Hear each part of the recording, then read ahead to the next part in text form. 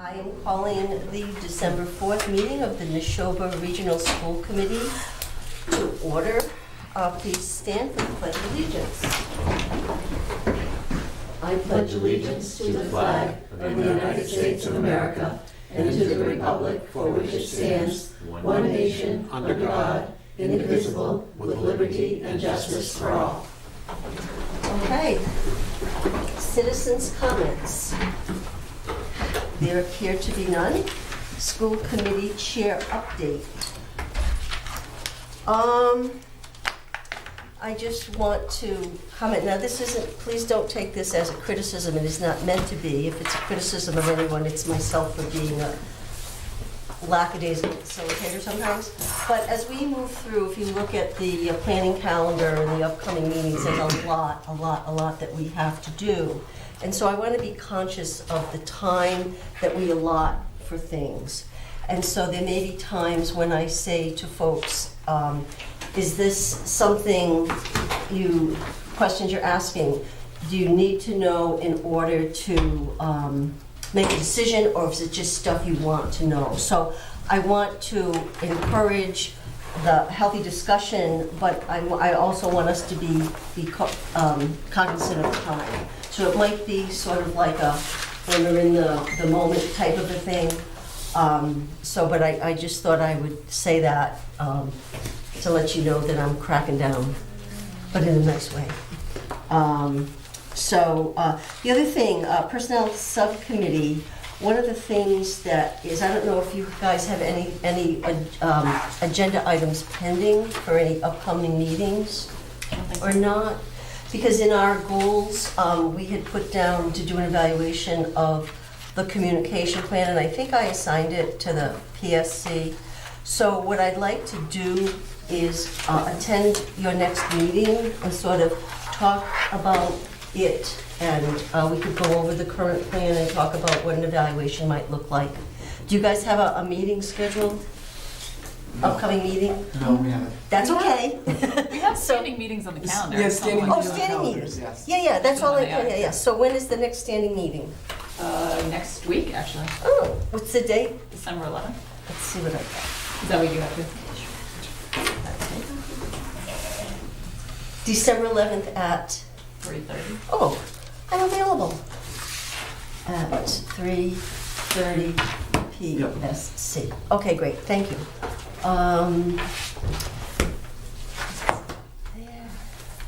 So the other thing that I have is a letter from the attorney that we've hired to conduct our independent investigation. We met, it was just last week, on Tuesday, and we chose Tim Norris of Norris, Murray, and Pelican. And I had asked the attorney, Tim Norris, if he would put together something for me to communicate to the school committee, and this is it. Regarding investigation process and confidentiality, dear Mrs. Codian, first I want to thank the school committee for entrusting me with this investigation. As we discussed on November 27, 2019, when I met with you and Elaine Sanfilippo, I am writing to provide the committee with an understanding of my approach to this investigation. As a result of the Thanksgiving holiday, my schedule, and as it turns out, the weather, I will be conducting preliminary meetings on Wednesday, December 4th. My intention is to use these initial contacts to map out the first phase of the investigation, which will include collecting documents, including those that I have identified in my list of initial process items previously shared. So that's what I shared with folks last Tuesday, in addition to his engagement letter. Best practice in conducting investigations requires that information gleaned and the process used be kept confidential, at least while the investigation is ongoing. This minimizes the possibility that witness responses will be influenced by advanced knowledge of what other witnesses have said, and of what questions have been asked. As a result, my intention is to share very few of the details regarding the investigation until it has progressed significantly. However, I will provide you as the chair with a progress report on the investigation in time for the school committee meeting on December 18th, and I will share that update with you at that time.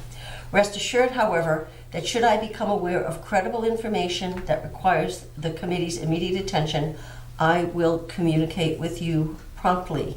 Please let me know if there are any questions, and I will do my best to answer them. Very truly yours, Tim Norris. So, and I will provide a copy, an electronic copy to Alita to post with the meeting materials. Okay? Mike? Do we know whether the 18th represents just a progress report or like a progress update, a progress update, or if by then that would sort of be the length of the investigation, or are we keeping it completely? His assurances are that this is not, from what he understands at this point, it does not appear to be a lengthy investigation. However, he can't put consecutive time into it, so he is scheduling it around other things that he is doing. It might be where he is at that point. I don't know, he just started today. So as I get more information that I can share, I will absolutely share it. But right now, I can't answer the questions. Okay? Any other questions? Okay. Student representative report. Ivy, how are you? Oh, I'm good. How are you? Good. Did you have a good break? You had almost a Yes. week off. You did have a week off. Yeah, pretty much. Okay. So what have you got for us tonight? So sports just started today, so there's no sports report other than that. Tryouts were today. They were supposed to be Monday, but due to the snow. Tomorrow night at the Salmon Pond Mall, our symphonic band, which is made up of roughly 115 members in all of the Neshoba community, they're performing their Christmas repertoire tomorrow at 7 at the mall. And then our school choir and band, after taking a field trip this week to see the Boston Pops on Friday afternoon, they have their concert next Friday at 7 o'clock at the high school. So that's Friday, is that the 13th? Yes. Yeah, 12/13 at 7 p.m. And then the fall musical, Hello Dolly, is the auditions for that are just 2 weeks away, and then the show is not until much later. And then the high school is also hosting a lot of clothing and toy drives that will collect jackets, socks, and presents for the holiday season. In the Bolton schools, Sawyer is continuing their charitable endeavors this winter by also collecting jackets and toys by working with the Marines on Toys for Tots. In Lancaster, their winter concert, the middle school, their concert is December 17th. And Luther Burbank has a school dance this Friday. Stowe also has a dance on Friday. And before the break, they had an all-school meeting, which was held by one of the classes, simply to remind kids what important things they can be thankful for in their everyday life. Very good, thanks so much. Okay, now we have the superintendent's report. Absolutely. I'm going to report out on two things, and then Dr. McGuire will report out on two things. So we had an interesting phone call from Massachusetts School Building Authority about a week ago, and they called to ask us if we could take part in what they term as a readiness phone call. And that call precedes their upcoming meeting on December 11th. At that time, on the December 11th, several school districts will be moved forward for further consideration regarding potential support of funding for modernization or new building structures. This particular call did not in any way indicate to NRSD that our application will be moved forward at that meeting, but we are one step further this year ahead of where we were at last year, so that was exciting. I know several of you took part in that phone call, and I thank you very much for making yourselves available for that. So very, very, very positive for us. We'll see what happens on the December 11th. If we're not moved forward at the December meeting, then we'll look at the possibility of doing a resubmission again early in the spring, so I'll probably be coming to you in January and say, do you want me to resubmit another SOI? But anyway, our special thanks to MSBA, because it was a good experience just to sit there and kind of think things through, so that was positive. The second item for me is just to say thank you to our DPW crews and our district staff. The amount of snow that they have moved in the last 48 hours was enormous. And yesterday morning when we were trying to decide whether to close or to do a late start, and I looked at the graphic for how the snow was planning on falling, and I thought, a delayed start is not going to help us. We're going to have our kids right out in the middle of more snow. And Rob Frieswick said to me yesterday afternoon, he said a delayed start would have been absolutely catastrophic for us. So really glad that we did the closure instead. So it did give another day or so for our students and our staff to stay home and kind of finish off the celebration of the Thanksgiving holiday. But we want to thank everyone that was part of the DPW crews and our district staff for all their hard work. Okay, Next. Dr. McGuire. Yeah, I did want to kind of piggyback on what Ivy had to say about the all-school community meeting at the center school last week, right before Thanksgiving. I got a chance to go over there and attend, and it's always a They're treat fun. to go over there at that community meeting where the entire community, faculty, parents, and the kiddos participate. And the amount of gratitude in that room on Wednesday before we left was fantastic. So I'm just reporting out today. This morning was another late start for the high school. They have their late start times pretty much once a month during the school years, and during the school year, and I reported out earlier.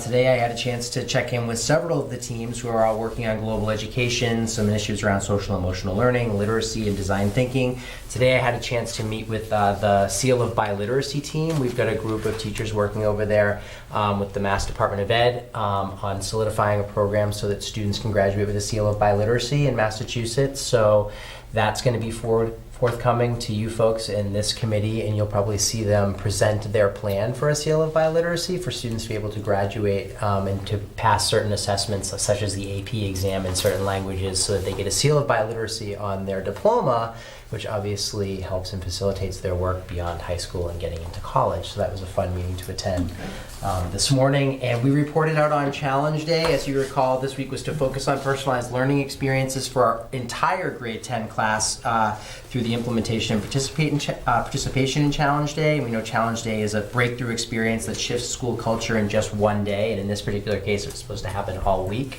With the inclement weather, we had to reschedule the entire challenge week, if you will, to later in the spring. So unfortunately we had to reschedule, but we will do it in the spring, and we're in the process of rescheduling that with that group now. So to be continued on Challenge Day. Thank you. Any questions? No? Okay, thank you. Oh, yeah, fine. I'm just wondering what the date is that from MSBA that will actually be notified of. December 12th. December 12th. Okay. Yeah, the meeting is December 11th, but I'd never, quite frankly, been aware of this readiness phone call process. And I absolutely, once you've taken part in it, and feel free for those of you who are sitting in on it, to say something, but the point is really to say to a district, are you really ready to do this? Like, I mean, the amount of work that it entails. We had Rob Frieswick on that call. They had certain specific people they wanted to pat in on that call. Like, are you really ready if we move this forward? But it's still a huge if, right? Because you don't really know who's going to, because as Zay says, sometimes they make those calls and districts say, you know what, yeah, we're not ready. We felt ready, and so that's what we relayed to them. So, but they'll make a decision after all of those calls are made as to who will make that list for December 11th. They started with 61 applications this year. They're down to about 24, 25 right now that they're looking at seriously, and then I don't know how many they're taking forward December 11th. And I don't think that they knew either at that point in time. Thank you. So December 12th. Okay. I have one Yeah. quick question, and it's about the late start. I know that there was a student voice group that met. Is there a point at which you will share out that, or will that just toggle into a conversation that we need to have about student voice generally at the high school? We could reach out to that particular PLT and have them come in front of you if you'd like. I mean, that maybe it's part of the larger conversation that we Might need be. to have. But that particular professional learning team does involve students. It's one of the few that has students involved in it with faculty. So, and it certainly is tied into the DIP in their school improvement plan as well. So, Okay. that's one I haven't visited, but I certainly can and report back. Okay. If I could, we had a policy meeting, I think, on the 18th.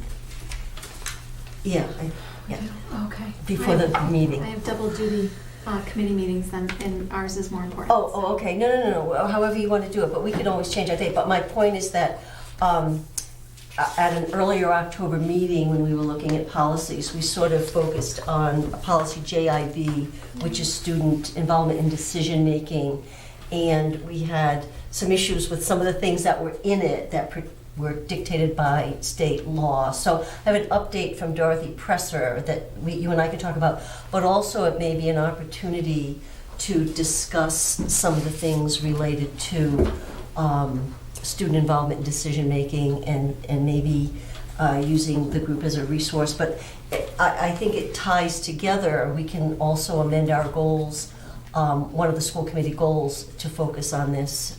So I just wanted to give you, but if you want to meet another day, I have a lot of flexibility. You let me know what works, okay? Yeah. Great. Other questions for Brooke or for Tom?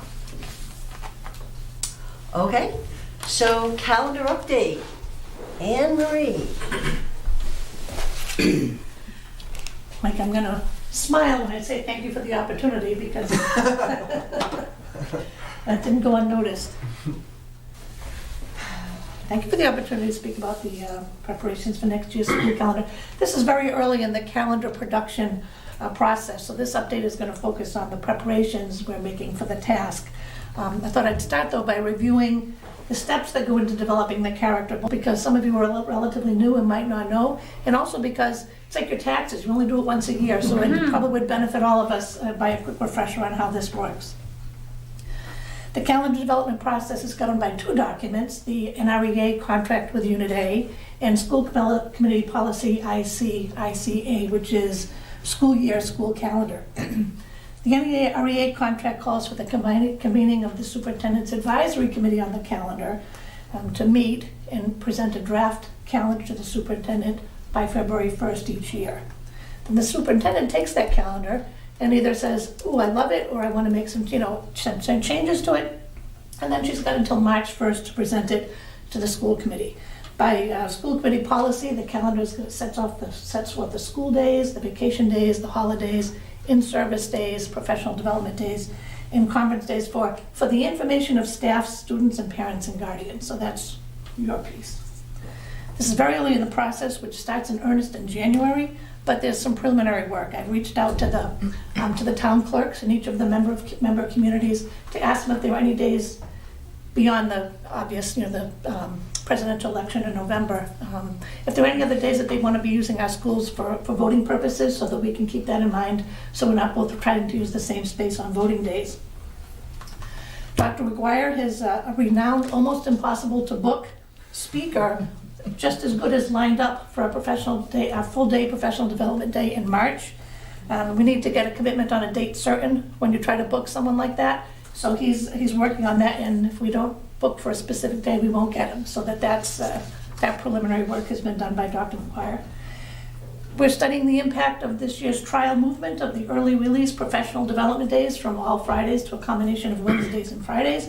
We're looking at feedback from the educators and from the presenters that we brought in. We're looking at attendance, and we're looking at the use of the special extended learning program that we put in place for parents who wanted, due to work commitments or whatever other reason, some place for their kids to be taken care of on that half day that they wouldn't have otherwise planned for. We heard the words of Rabbi Mike Rothbaum at one of the last school committee meetings, and when he asked us to give consideration to the celebration of the Jewish high holidays when we're scheduling exams, finals, field trips, and that sort of thing. So we're being mindful of that, and we've got those dates ready for us when our work begins. Lastly, one of the final pieces to the school committee to the school year calendar is, the scheduling of the high school graduation. And that is driven, in part at least, by the availability of the venue, because it is. So we need that place, and that has to be in place before we can determine the last day of school for the seniors, and therefore the last day of school for everybody. It needs to be set before we can set the calendar. So that's where we are. It's the information gathering phase. The timeline is set. The Superintendent's Advisory Committee convenes in January. Get our work to the superintendent by February, and she gets it to you by March. Okay. Questions? Any questions for Anne Marie? Yeah, I just had one question about the graduation. just for clarification, Brad, just my own curiosity. So you have to negotiate the date for the graduation every year with the venue in Worcester? Well, I don't know if it's negotiate's the right word, we have to make sure they're free. Right. You know, we don't get 5 high schools all booked the same day. Where do we, is it McKenna? Where do we have the graduation? At DCU Center. DCU Center, yeah. Yeah, it's DCU Center. So, you know, I'm just curious that there's, and it doesn't make any difference to me, we Yeah. have a graduation, every graduation, but there's no way that we can lock ourselves in for like a 5-year or 10-year year. oh, and I don't know, but I can, you know, mention to the principal, I don't know if that's possible. Okay. Yeah, no, I think maybe you may have even brought this up before, because I remember the discussion before, or if it wasn't around this table, it's been around another table somewhere, so we'll take a look into that. I just wanted to say, yes, I brought the issue up of the graduation venue before, but I was exceedingly pleased by what the DCU Center provided, and I think it's a great choice. It Which is is. why I'm asking, is there any way that we can lock ourselves in so Yeah. we guarantee that venue for a number of years, Yeah. and so you have to, worry about on the calendar each year, so. I agree. That's a Yeah. good idea, I'll mention it. Leah? Very quick clarifier, who's on the advisory committee? The advisory committee is made up of, I'm the chair of the advisory committee. Todd is the almost equal co-chair, sort of. And we've got good educators. Yeah, I'm the boss, to be clear. We've got teachers. We try to get teachers from each level and geographically speaking. We try to get a parent from each of the member communities. And we've got the people from the teaching and learning, because that's the professional development wing. I just thought of something. Do you have more to say? I'm sorry, I didn't want you to. I always have more to say, but I'm good. Right? I don't know, lose my train of thought. Last year, there was an issue with breach of confidentiality regarding Yes. potential decision-making. That's right. And I think that, do people take an oath, or do they pinky swear? What's the protocol for making sure that information does not get out? We will make sure this year that information does not get out, both by the selection of those on the committee and by very stern talking to. Yeah, Okay. yeah, we would go Pinky on to swear. that, absolutely. We do make Yeah. Yeah, Leah? Part was a B mess. is, when you're seeking feedback on this year's calendar, are you going to seek feedback from parents? You know what, we know what the parents think, because they told us last year that the parents are evenly, there's some difference of opinion, but they enjoy having the Friday so that they have the long weekend. But for every email that I got that said that, I probably got another one that said, oh, whatever, we want to make sure that the teachers get whatever is the best, that they must offer. So we know what they're, and then the parents on the committee, of course, will offer their input about it. But there's not going to be like a wholesale effort to seek general opinion from all the parents. Yeah. Why not? Because we know what the parents think. Some of them think that they like the Friday, and because we heard from them last year, and some of them say, well, yep, Friday is nice, but Wednesday's just as good if it's educationally sound, and we've got the 3 parents on the committee to bring the voice. But now that we've actually tested it for a year, it would seem to make sense to go then solicit the feedback as to how things actually went. Keep in mind, we've only had two days, I so understand. yeah, I think you'd almost want to wait a year to do the full scale rather than just only 2 days. If I could, because of the concern that was raised last year, we did say we would evaluate it. And I don't think the evaluation necessarily has to come through central office. I mean, all of the schools have a school council. If they could do some That's a good idea. dipsticking, if you will, with their communities, just so people feel like we have information from a year ago. So I would feel more comfortable, especially since we told the community that we would be checking in. But I don't see why it not to boss the principals around, because I'd never do that. To maybe working through the school council, some kind of an electronic survey I think it's to a see good how idea. people are. And yeah, just give them 50 characters to write comments or the things you like, whatever. I'll leave it in your able hands. Will we have had more, like, I'm just trying to think, when is the next Wednesday? Will we have had 3 by then? They're spread out for, I think the next couple, I think, are Fridays. yeah, they are. Because See, that's what concerns me. Is, I will say though, on the teaching and learning's part, I've met with Raina, and there is a survey going out to extended learning parents. So in terms of, That's one- will you utilize this? Have you utilized it? If you Okay. have, how did it, that kind of up from that angle. Right. Teaching and learning, we've done the surveys each Wednesday with all of the faculty Right. in the district, and so that bigger parent component would be So the next extended thing. learning will do something, it Yeah. can't hurt just to do the outreach, Sure. do the school councils and let it Yeah, come that through the would be great. principals. No, I But from agree. I that, think but that's that fine. lens too, on the new extended learning component, because we added that option, we are getting feedback from them those parents regularly. And Raina provided us with 2 sets of figures. One with the students who don't usually attend extended learning, but attended on those 2 Wednesdays. And the second set of numbers from students who go to extended learning, but not on Wednesdays, but who added that day for the 2 dates, September 18th, I think, and October, whatever, 30th maybe. So some kids don't come, but they came, and then some kids don't come on Wednesdays, but they came, and we've got those figures to Do we help us too. Oh, you probably don't have those figures at the top of your Yes, I head, do. do you? Of course you do? Oh, okay. Oh, goodness. On September 18th, the first one, there were 37 children participated in the extended learning program. 12 of them were children who come to extended learning but not on Wednesdays, who came on that Wednesday. And then there were 25 children who'd never come to extended learning but came on that Wednesday.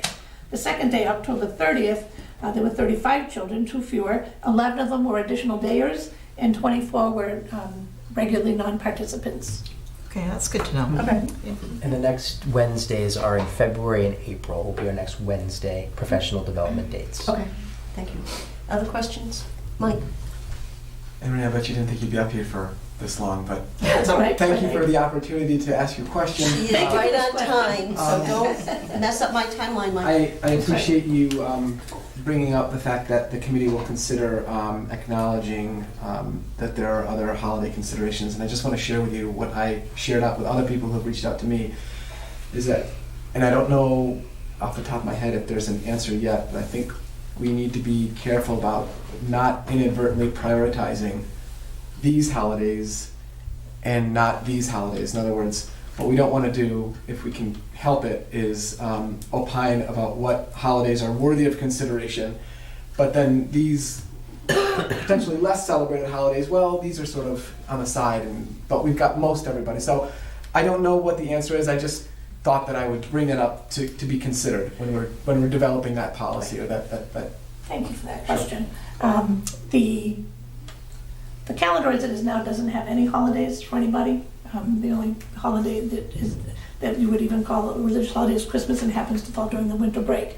2 years ago, I think it was, it just so happened by coincidence that Good Friday and Passover were the same Friday. We happened on the same Friday, and so the committee discussed for a few minutes about whether we should have no school on that day because there were 2 groups of people who would benefit. And the unanimous decision of the committee was that was not a good idea, because for exactly that reason, which ones are the ones that are worthy of celebration? How many people does it have to affect before you put it? So we didn't and have not done. However, the principals though do send out at the beginning of each year a sample from what the high school sent out, something reminding the teachers that the students might not be able to do homework and might not be able to study on particular evenings because of these scheduled holidays, that absent students won't incur penalties for having been absent because of the religious holidays. Also provided a link to a calendar of different holidays. Could you send that to us so we can see what it was? Steve, you have a question? Yeah, it's not a question. I was just going to make a comment that if you look at all major, semi-major religions, there are always a number of days that would be liked to have no school or whatever. But I think if we provided a calendar of major religious holidays for Muslim, Jewish, whatever, Zoroastrian, whatever groups you wanted to list, and just provide a list of these holidays, and just ask the teachers to be aware and not to schedule any major examinations or school trips on these days. And if you give them a year's notice, you should be able to work around it. B'nai B'rith does that every year. There's a calendar that you can access with all of major religions and their Well, then, celebrations. it's there. But Anne Marie is saying that the high school has something like that. So why don't we take a look at those things? Because I think that no one is saying we have to have them all off, but a recognition, even to avoid, the rabbi spoke about maybe not having a field trip if you know. So I think it's sensitivity, and also maybe we should look at our policy around our religious observances and whatnot. So we can do some work on that area, and I think that it's on our radar, and there's got to be a sensitivity. But if we could see what the high school does, and then look at the B'nai B'rith listing, that would be a good resource for the school committee and probably for Yeah, you can never go wrong by respectfully accommodating. Absolutely. That's Okay. Other questions, comments? Okay, Thank thank you. you very much. Thank you, Anne Marie. You're very welcome. Okay, and now, without further ado, Did you just call me a do? no, without further ado, oh no, without further Anne Marie, we will have Tom Hope and give us the food services update. Yes, so thank you for allowing me to talk about one of my favorite subjects in the world, and that's feeding our students and staff nutritious and delicious meals for at least 180 days out of the year. We've done some really great things so far this year. I can't believe the first quarter from a business stance is already over. I'm sharing with you some numbers of where we increased and year to date. We've increased significantly in our a la carte sales, meal income, meal count, and parent payments to date. Those are just some of the great meals we serve right there, and some of the other options we have via a la carte and grab and go areas. This isn't working for me, so I'm just going to go by Just tell me that when to- one. Yeah, good. We received a grant from New England Dairy, which is the new name for the Dairy Council, and we received a small amount of money in which we bought some fun things to encourage students not only to purchase breakfast but to drink more milk. We started a hot chocolate milk campaign where we had students come in and test the flavorful hot chocolate milk, and as you can see, we had a great time with that. And our what we're using is a 1% low-fat chocolate milk. Any student who buys a breakfast receives the option of receiving an 8-ounce hot chocolate milk, or they can receive one of the other beverages that come with the breakfast as well. And we're going through between 3 and 5 gallons of hot chocolate milk a day now in our cool little dispenser that also came from New England Dairy. We have started a new Twitter page, which we don't have all the followers we'd like yet, but now we're starting to like some items too to hopefully grow that, where we're able to send the daily menus and as opposed to just the monthly menus. Hopefully we'll gain some of the schools, especially the high school students, and that way they'll know what's available each day right from their phones. And there you can see a couple of our delicious turkey dinners that we had the week before we left for a week's vacation that we weren't expecting, but it was a nice respite. You can't really see that, and my apologies, but we're including all the nutrient data on our website now for all meals served. So if a parent has questions regarding the nutrient analysis of any of the foods we're serving, they're able to find that right online. As well as if there's specific questions or concerns, we work very closely with several families right now who have some severe allergies, and we're able to get them all the information they need in a more per item basis For instance, if a child has an allergy to some sort of fruit or milk or anything like that, we're able to go food by food, and we're able to give them all the information they need to make safe choices, because we want everybody to be able to enjoy our great meals here at Neshoba. And that's it for the first quarter. We're making progress. We have some more new items that we hope to either start before the winter break or have going by the new year. And hopefully next time I see you, we'll have some more great news to share. Good. So thank you all for your time. Oh, thank you for all you do, Tom. Questions, comments for Tom? Oh, come on. I have one. Oh, wait, I'll let Steve go first, and then I have a question. My only question was, have you given any consideration at all for to offering meat alternatives? Yes, we do actually. Thank you. You can pay me later for that question.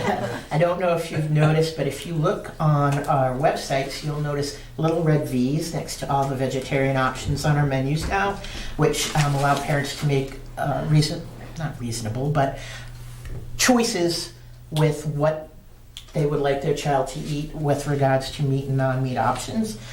We've also increased the non-meat options district-wide, because I don't know about you folks, but eating a salad every day just doesn't cut it for me. So when we have things like burgers or different types of sandwiches, we always offer a black bean burger. We have experimented with falafel and had some great success with that, so we'll continue to use that as a meat alternative.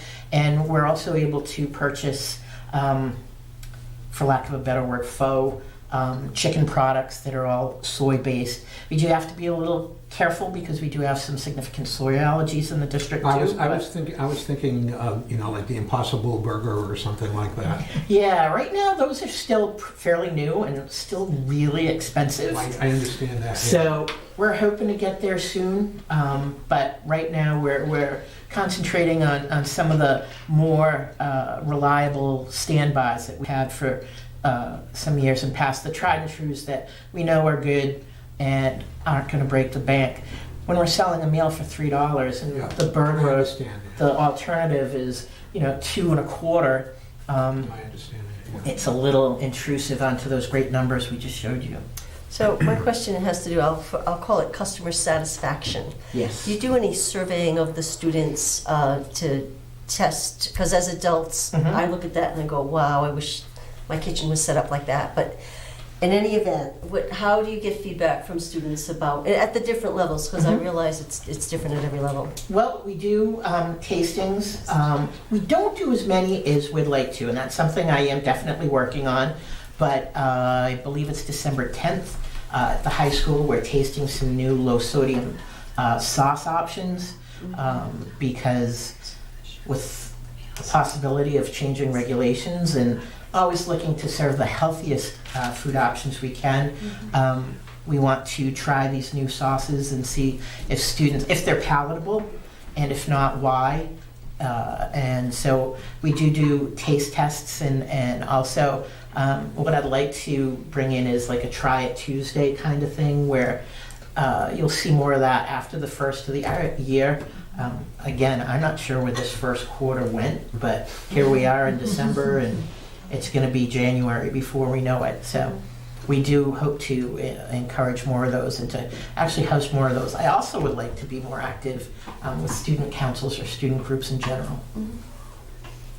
Okay. Other questions? Shout out to coming? Tom's new just to his new Twitter page. We met last week, talk about outreach and communication and social media and those kinds of things. So his Twitter page is new, and that was pretty exciting like for us. what he's doing to get kids to follow and offering them a free lunch option. And we talked too about what he and his department can do at our March PD Day, Community of Innovators, because I think he's doing a lot, with innovative with food and the meal preparation and those kinds of things. So.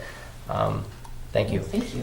I'd also like to just throw a shout out to the DECA group, because they're helping us quite a bit with marketing ideas, and they're able to earn credits for doing what they're doing, as well as help the school nutrition team.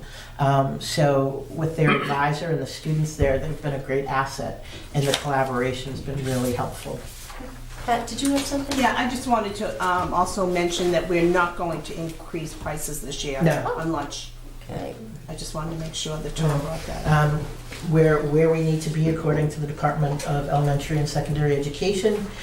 So no need this year. Thank you. I had Joseph, one yeah. quick question. I hope it's not going to jam up your schedule. No, we're doing good. Okay, good. I'll let Thank you know. Thank you. Ms. Wheeler, just a quick question. I'm fairly new to the committee, and one of the first things that I was very impressed with when I talked to Anne Marie was she indicated that the food service personnel are all they're all district employees. They're Yes, not sir. contracted. No, sir. Right? I was very impressed with that. And so the question I have for you is, just out of curiosity, how much food prep does the personnel do as opposed to like just taking pre-prepared food and heating it and what have you? How much, like on a percentage basis, would you say is food We prep? increase every year, and I'd be willing to say a good 50% of our foods are processed in-house. We do all our own salads and all those type of things. But something we need to consider too is the cost of labor and the actual, what's the word I'm looking for? We want to make sure everything's the same district-wide. So if Johnny's in Luther Burbank and graduates to the high school, we want to make sure that things like the pasta sauce or even the meat that's going in the sauce is all the same throughout the district so they can enjoy their meals throughout their tenure here. And if we don't follow specific recipes or even use specific foods, that chain gets broken and we leave ourselves and some of our students in some situations that we don't want to be in. So a lot of times, because of the cost of staffing and some of the foods we do make or we do serve, we're not able to produce as much as we'd love to hands-on. Some of it, I would say maybe about half comes in is in a ready-to-cook form or a ready-to-use type of form. Okay, thank you. Other questions for Tom? Um, Just a quick comment. Sure. I know that we're looking at the possibility of hosting a statewide conference in late January. And one of the strengths is the fact that we can go to our food services and have them help us out that day. We were mapping out some logistics today, but it looks like it's probably going to fly. But there's a quiet confidence that comes when you know that your food services program is outstanding. You're okay to host a statewide conference, So, Tom, and I'm thrilled so with the numbers. Appreciate that. Those are the days that we really get to shine. Our staff gets very involved with catering events and get to show maybe some new design of something that they've created to Sure. brighten up a plate, which I have to Yeah. let you know, the manager of our high school, when she delivered the meal tonight, said, Tom, you have to tell them, because of the snow and everything, we had no produce, so it's not as pretty as I'd like it, but it's great that they I was going to recognize ask you about that, but I was meaning to notice.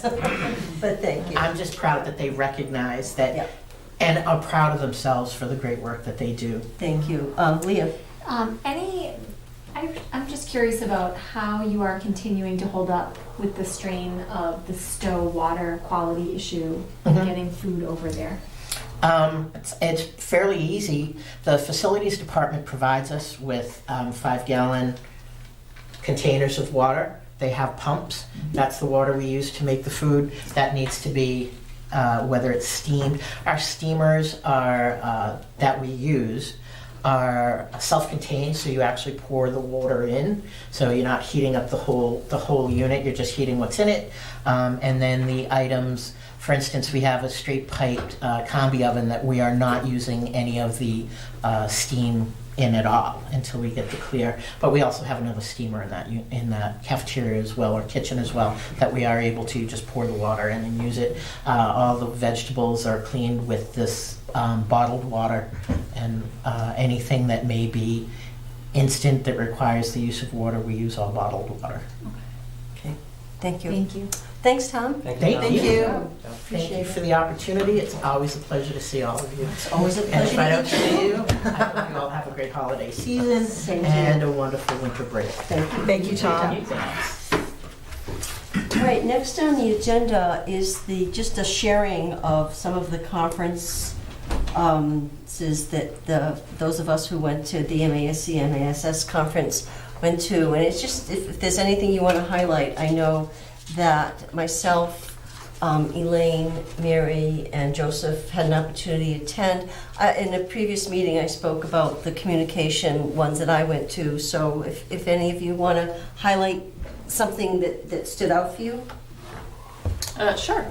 Yeah, it was a great conference. First, I would say if you haven't followed Dr. Derek Gay on social media, you should do that. He gave a wonderful keynote about how to reframe the conversation around diversity and inclusion. And I cannot summarize it in this shorter period of time, but it was really good. And now I follow him on Facebook, and he has really nice updates on that. But I went to a session on how to successfully implement social emotional learning strategies in your district, which seemed very appropriate for what we're doing right now, given the district improvement plan. And there were two things that I really took away from that presentation that I thought were great to share. One was that it was sort of a case study. I think it was Rentham, and they were talking about how they implemented it and what made it successful and what were some of their challenges. But they said one of the really key factors was making sure that the staff was well trained, that they felt comfortable, that they had all the tools and understood the concepts themselves before they were asked to bring it to all their students in their classrooms. And that was something that we talked a lot about when we were putting together the district improvement plan, and some of the things that the school committee challenged a bit of, how can we do this harder? How can we do this faster? And so it was nice to hear another district say we were really successful in this, and this is how we set it up, and knowing that we're doing something very similar. The other thing, which I thought was just really good food for thought for the committee, was that the superintendent and the school committee together basically had a conversation with the community that said, look, we've recognized there is a need to stop what we're doing and focus on social emotional learning because it is so foundational to the education of our students, that the community needs to accept and tolerate that we may not make progress in other areas for this time being, because we need to prioritize this. This is so important. And their specific example was the math MCAS scores. They said, look, we know that you guys have been pressuring us that we need to improve our math scores, but this is really important, and we want everyone to acknowledge and buy into the fact that that might have to stagnate for a year or two because we're focusing on something else. And sometimes we think about go. We want to progress in so many different areas all at the same time that we need to think about what we're willing to prioritize and what we deprioritize in order to focus on things that are really important and immediate. So, Thank you. Mary? So this conference, as we know, is for superintendents and for school committee. And I think by the number of blue bags I have at home, I've been to at least 4 or 5, but this year they gave a white bag. But I have always found that these MASS, MASC conferences give you a real sense of the pulse of education, what's going on in Massachusetts. And so, as Elaine said, it was very heartening, especially the work that we're doing here, to hear so much on social and emotional learning. So many workshops, and also just, if it wasn't in a workshop, the workshop could be on something else, but it was mentioned. Also, if I had stayed to Saturday, I really wanted to go to something, but I didn't stay. High school students, it was a student presentation on student voice. And I wish that they had put that someplace else earlier in the week, because I would have liked to have gone to that. The most useful workshops that I attended had to do with regional schools. And so issues of regional schools, we went to that, budgeting, regional schools, and also regional school agreements. And later on, when we look at our agreement, that'll be helpful too. I thought that the Thursday night banquet dinner, the keynote speaker was Jay Kaufman, who is a former Massachusetts legislator for 24 years, and now he's the president of Beacon Leadership Collaborative. What he emphasized was the importance of teaching civic education to our youth, and giving the example of our citizenry right now who do not seem to understand, many of whom do not understand how our democracy works, how our government works, and also the Constitution of the United States. And he said we're seeing that right now, so it is imperative, and we know that the DESE is really emphasizing that. Finally, I went to a workshop had to do with MAPLE, Massachusetts Personalized Learning EdTech Collaborative, and 4 district schools were highlighted, and so that was Revere. And each school was slightly different in what they're emphasizing in terms of personalized learning. So Revere was deeper learning, Andover was SEL, social emotional learning, universal design learning, authentic learning. Then, let me see, Natick was professional learning communities, and Millis was standard-based grading and students' personalized learning profiles. So there really was something for everyone to learn there, and I'm really glad that it went. Thank you. Joe? I'll be brief. First of all, I just want to thank the taxpayers of the district for subsidizing my attendance at the meeting, at the conference. And I just, as an aside, I wanted to just say that this is my first time attending the MASC-MASS joint conference. However, I did have the privilege in my former existence of attending several of the National School Board Association conferences and conventions. And I have to say, I was very impressed that just on a state level, the quality of the presentations and the number of offerings for school committee members and superintendents throughout the Commonwealth, I was very impressed with. I won't get into too much. I did file a report. If anybody wants to read it, they can see what I did and what I did some of my time. But I will say that the part of the conference that I enjoyed the most was actually speaking to some of the presenters, and had the pleasure of speaking to 2 women, one from the Department of Environmental Protection and one from the Department of Transportation. They were both there presenting programs that the state offers regarding, well, as far as DEP is concerned, reducing waste and pollution in our school districts, and the DOT was, pedestrian and bicycle safety for safe routes to school. So I think from my work experience in dealing with people at DEP and DOT, I found this to be very enlightening. And they've offered to come to our district to tell us a little more about their programs in the future if anybody has any interest. So, thank you very much. Thank you, thank you. Yeah, so this is an annual event. I know that when you are working, you might not be able to go for 3 days, but if there's a time when you can take a professional day, or I don't know if you get whatever they call it when you're working, not in schools, but in what do you call it? Like a personal day? Is that No, what it's not like a personal day. It's like an alternate assignment. No, it's not like Flex time? flex time. Okay, something like that, where you're doing something like being a part of the school committee would give you accessibility to a day where you could attend a conference or something like that. It's very worthwhile, and not just that the presentations are great, but also getting to meet people from other districts and hearing what goes on in other districts is really valuable. So it's just something to think about moving forward. So, okay, great, thank you. And it was great being with members of the committee down there and being able to talk and hear what was going on. So. Okay, I'm going to turn it over to Brooke right now for Talk about school choice. Yeah, and do we have to vote tonight? No, because this is part of a process. So for tonight, I'm just going to put out my recommendation and put a couple of things up on the screen for you to take a look at. And you can ask questions. Right, and then at your next meeting, what we'll want to do is have a hearing, like a public hearing, and then those parents who have something to say about whether they'd like school choice, because normally 1 or 2 parents come forward and say, we'd like to encourage that the school committee takes on school choice. Sure. So next, after that happens, then you should take a vote and whether we do it This is the or first not do step. it. So this is the Very first good. step, right? So I just want to take a quick look at a couple of things. One of the things that the school committee generally wants to see is what are our numbers right now? So where do we sit for number of students that school choice in? So remember that we haven't had school choice for several years, right? So, and that was very purposeful at that point in time. I think that was my first year here, actually. I think it was I think it was FY16. Might have been the year before. Yeah, it could have been FY16. I think it was my first year on the committee. And so, I mean, for example, that number when I was here earlier, it was well over 100, Yes. And so the point was we wanted to kind of let it kind of settle down, because I think that there was a sense that there was almost a lot of students that had come in, like too many students that had been allowed in, and that meant hiring additional teachers, and it was like, we just kind of need to let this settle down And a little also, bit here. it created space issues at the Space high issues, school. yeah. You're absolutely right. Actually, my first year here, we were beyond capacity. You're absolutely right, and as opposed to where we sit right now. So really, what you're seeing, that's why it's at the grade 7 level and down, because we haven't. That's kind of where the last of the school choice came in at that particular year.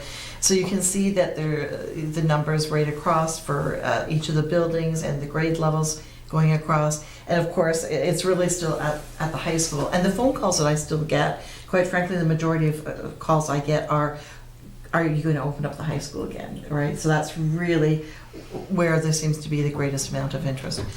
Having said that, though, we deal, I would say, Dr. McGuire, you and I both dealt this year with residency issues that continue to be problematic for us, of people trying to get in without school choicing, right? So, we get people that take addresses but don't actually live there. That happens throughout the district and in each of our communities. Our police do wellness checks to see if people actually live there, and very often they don't, and we have to call them on it. And there's nothing more awkward than having to remove a child after they've started into the school year. And it's not the child's fault. I mean, the parents know the rules of engagement, but I'm just saying there's still that much of a draw in Neshoba right now that we still have that kind of thing happening. And that happens pretty much all year long, to be honest with you. But in terms of legitimate school choice in students right now, we're sitting at basically a grand total of 51 students in total. I just want to touch base on expenditures and such. If you take a look at our per pupil expenditures across the state and for Neshoba, right now the state's average is $16,506. In Neshoba, our average is $16,171. If you can go to the next slide, Todd, please, thanks. The key to keep in mind is that what the reimbursement is approximately $5,000, and $5,000 is the base. We may get a little bit, and I mean a little bit more, like maybe an extra $100 or maybe $200 if there's some other outlying issues that the child brings in when they come in. But you just kind of have to keep that in mind. And I think the other thing I would want to say out there too, that you also have to keep in mind, there's lots of things you want to think about. But once you accept a child of school choice into your district, by law now, you own that child for the entirety of their time period, right? So if they come in at grade 1, then you own them for all of those years, right?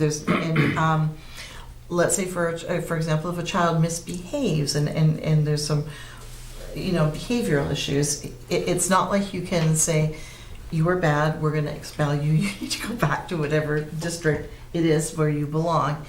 You own that child. So that's really important to always keep in mind, so that it's a long-term relationship that you're entering into.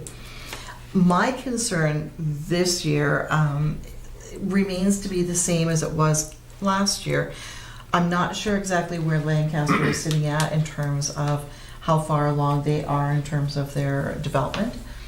Bolton, I mean, you just have to drive up 117 and 85 and take a look at the number of houses, and none of those are starter homes. So all of those houses, have children in them, Stowe, we always tease and say it's only a golf course away from, because it really is. We're not anymore. We're a putting range. Yeah. I mean, one putting range is going to be sold, and that will probably be developed. And you know what? We're actually aware of that. So as much as we can tease about it, that is the truth. And so it's something to keep in the back of your mind as you're pondering this and thinking about this and thinking of the commitments that we're making as a school district to have the children come in. Do we have the room? I think that we do have room in some of our buildings. I mean, we couldn't say wouldn't be wide open, but might you have some pockets of areas? You probably could. You just, I think you need to decide as a school committee, are you ready to make that commitment? What does that look like? My recommendation will probably be that you stay outside of this for another year. Let's see, like, the very situation you're talking about wasn't even on our horizon last year, but I think I said the same statement last year, except this year, we're seeing it start to come through to fruition. So those are things that you kind of need to just keep in the back of your mind as you're thinking this through. Okay. And the big thing is too, that $5,000, when you think about how much our children cost us, 5,000 just doesn't even come close to the almost 17,000. So just food for thought. So Steve will start us off. Questions, I was comments? going to say, in the past, we've been, one of the things that's been asked about is children of teachers in the system, and would we accept children of teachers? I would think that one of the things we should try to do is to put some numbers around what that would entail, and perhaps see what the spread is, how many teachers are interested, if we decided to do it on a limited basis and allow it only to them, which I believe we can do. Is that correct? Well, the thing that I would caution you on right now, and your thinking is spot on in terms of a lot of things, but that really is a negotiation item. And No, so I that understand that. So that would all come up during that point in time. But I would also put out that we all have had an initial meeting, I want to say in June, I think, of last year, end of May, June, with a collective group that has interest in that as part of the process of negotiations. So that topic has come up. So do we have any handle on on any numbers that might, at this that point, they would I be know bringing it's forward? No. flux. Yeah. It would be No, in at this flux, point in but- time, we would not have those numbers. But what I am saying is those numbers would come out through a negotiation process. Mike? So I know that support for school choice has sort of ebbed and flowed over the years, and I know that you can only speak to previous administrations on a limited basis, but given the disparity between the cost per pupil and the reimbursement, that's a more than $10,000 difference. So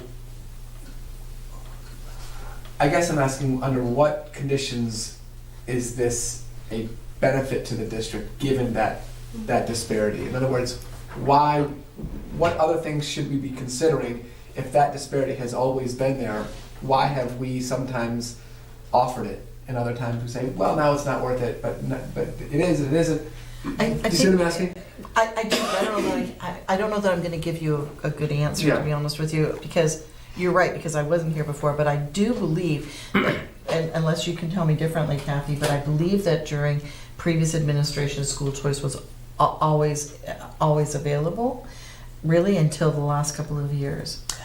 Yes, and there was I'm not clear on whether or not there was a formula for determining the distribution. I know that one year a disproportionate number of school choice students were assigned to the school in Bolton, because you can be accepted for school choice K-8, but you're not promised, a place in a particular school. So the other thing that seemed unusual to me was a consistent number of 25, grade 9, 10, 11, and 12, 25 per grade. That didn't seem to budge, and there was no, usually in other districts I've been in, they do their calculation based on live enrollment. But it seemed that it was a way to bring in money. It didn't, but it's the way it was explained to me at one point in my career is that if you're using it for money, it's got to be soft money. But it wasn't being used for soft money, it was hardwired in. So there were a lot of controversial aspects about it as far as I was concerned. And then I get concerned with, from experience, students that choice in as juniors and seniors from other school districts. Typically, kids, if they're going to choice in, they're going to choice in at certain, in kindergarten or in 6th or 7th grade, what middle school is. So anyway, there wasn't really a reason or rhyme or reason or a systematic approach to it. And then, of course, we got into the situation where there was overcrowding at the high school, and when we looked at it, really took it apart, looked like that a lot of our overcrowding was because we had too many kids in school choice, and that's when they started doing the temporary classrooms. So again, just to kind of capture this, it seems like the flip side to this decision would be that this is, because it's really a net loss to the district, according to these numbers. It could be. I mean, there can be several other. We have to really be cautious with how we speak about it, because there could be other net losses to the district in ways that are difficult to ascertain when you first get a school choice student in, because other things happen along the way of that journey that could influence. And so maybe it isn't even a $17,000 student anymore. Maybe it becomes a 50 or 70 or more. Right. Well, so so I guess what I'm saying is, does that mean that the flip side of that is that this is just a good faith gesture to say we are welcoming other students from other districts, and we know that we are potentially taking a financial hit on this, but we just, is it goodwill? Well, I don't know that it you necessarily look at it like that, because to be honest with you, I personally support school choice. I'm nervous in this district right at this point in time as I take a look at the buildings that are happening. And I think, isn't it this year we've got 23 students, I think, in Lancaster at the kindergarten level type thing. All of a sudden, and that's where you see it, start to kind of pop. But if we had classrooms, for example, if we had classrooms that were too small for really good and rich education and instructional delivery, then I would look and say, listen, you know what, these classes are so small, it probably would really benefit us if we had some additional students into those classes. Okay. For richer discussion, for whatever. So do we have any data on that, on those specialized We do. classes? Well, no, I'm not thinking that, but I mean, we watch our numbers all the way along, like every year, and especially budget building season, you're always looking at all those numbers, and so where the areas are that, you could say, well, we could take maybe 3 or 5 extra students here, or 2 students there, more to your point, as opposed to a 25 student. You'd really want to be incredibly cautious with how you look at this. And I think that there's also discussion that you could look at things and say those students bring in different viewpoints, different perspectives, so that could be a benefit to us too. It might bring a different level of diversity that we don't have. I mean, I think there are lots of things that you can look at to say that would make sense as to why we would do it. I'm not totally discouraging this, and I'm not saying I'm opposed to it. I'm just saying I'd almost like to encourage that you think another year, and let's see what happens with some of these developments before you decide to go back into the game with it. Steve? Mary, why Oh, don't I'm you? sorry, Mary. Okay, thank you, Steve. Go ahead. I was going to make the point that the advantage could be diversity, but I also want to make the point that it's been years and years and years that the reimbursement to the district from the sending district is $5,000. And if we look at that, and we look at, for example, if one of our students goes to a charter school, we don't send $5,000. We send twice, 3 times. We send, in fact, more. It could be more than our cost per pupil. Right. So, so that's something else too. I don't understand why. How many years has it been? $5,000. It's been forever. Yeah, No, but you're it's right. the same with Metco as well. That hasn't budged. Metco is the program Yeah. where Yeah. minority students can come to school from Boston or Springfield in the suburbs, and that is a very, very low. I think it might even be $6,000, but still doesn't cover a lot of the things. But yeah, My mother taught in Newton, where the Metco students came in, and the wonderful diversity that they brought there. Yeah. How could you put a price tag on that?